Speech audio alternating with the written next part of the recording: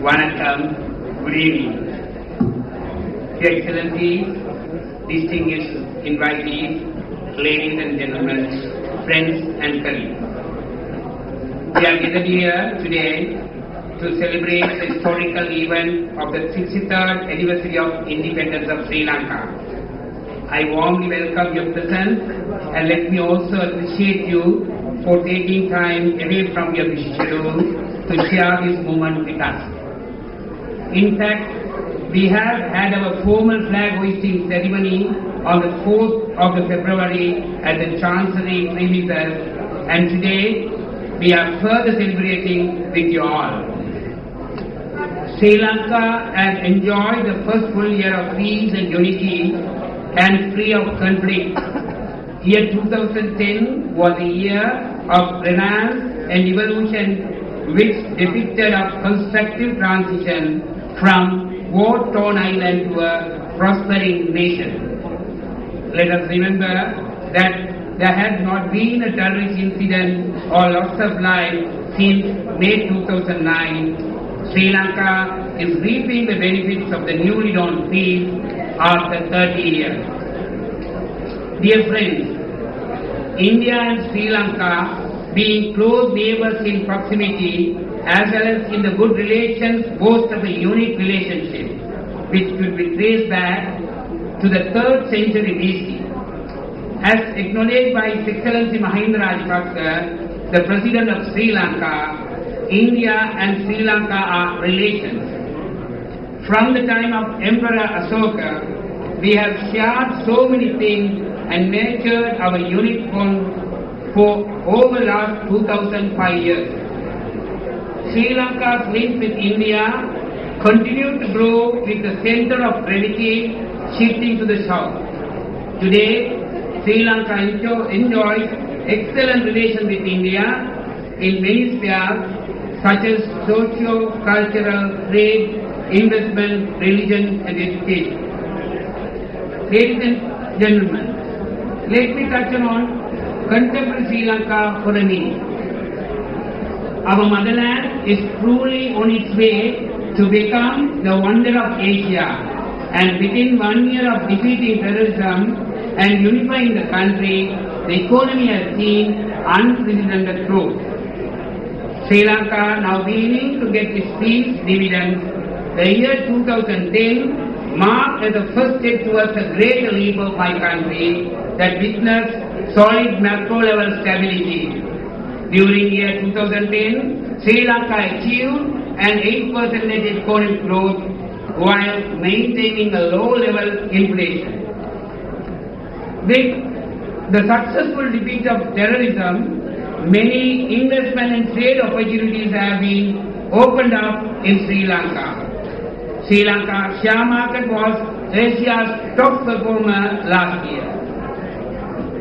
In shaping Sri Lanka economic landscape, in no doubt, the economic development of India would be a complementary factor. In this regard, our mission maintains close relations with the Government of India and other stakeholders to facilitate sustainable economic relations between the two nations. Ladies and gentlemen, as you witness today here, our theme, Visit Sri Lanka 2011, has been chosen with a meaningful purpose. Sri Lanka, being a pearl of Indian Ocean, began to capitalize on its history potential as a tourist destination. After 3 decades of internal conflict, the traffic has been increased almost 50%. During the year 2010, reaching arrival near 700,000. It is very much confident that Sri Lanka would be able to reach its target of 2.5 million tourists by 2016.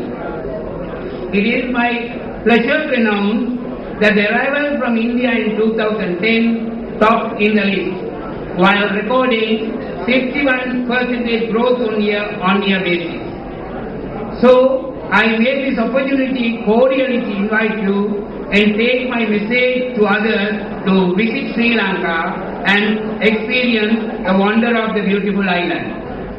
I would like to draw the special emphasis with our relation with Southern India by drawing my personal experience. Especially when I started in my school, when I entered into the kindergarten, my principal was then the late Ras Sivalingam. He was a product of Christian College, Tamil. While I done my advanced level prior to my university, that again, this is late Tiruchenduran, he was again the product of Pachiyappa College. So this clearly indicates our teachers and all others from the time, even the modern time, they were trained as a part of India, especially in Tamil Nadu. Similarly, more than 150,000 tourists transit in Chennai to various temples in southern India as well as north.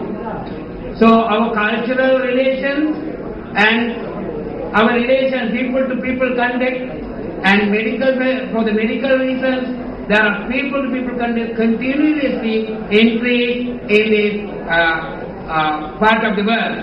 Therefore, our relations are age-old relations, especially in particular reference to Tamil Nadu, our relations are so thick. In the circumstances, I reiterate my president who articulated in an interview for one of the newspapers here published in Chennai. He said, all others are our friends, but India is our relative. So, I would like to stress the fact that connectivity between Colombo and Chennai is so frequent and easy. In fact, there are 10 inbound and 10 outbound flights a day. In addition to the ferry service from Tuticorin to Colombo and Rameswaram, Kalimantan going to be resumed soon. So, conflict in our country is over, then our age-old relation and the connectivity will certainly begin to realize to establish the age-old relation in the new era as well. The government of Sri Lanka is committed to bring sustainable development to all the parts of Sri Lanka, and let us hope that Sri Lanka will realize its vision for the wonder of Asia in foreseeable future. Let us also be committed to further strengthen the time-tested friendly relation between India and Sri Lanka, and especially particular reference to Tamil Nadu and other southern India, where my jurisdiction. With all that, I also remind, as in my last year's speech, I say that Mahakavi Bharatiyar in his poem, the song, stated, let the bridge will be built between Sri Lanka and India, and so with that verse, that new dawn with a key, that connectivity, the age-old connectivity will be flourished. With all this, may I take this opportunity to wish all the very best for the people of India and people of Sri Lanka. Thank you.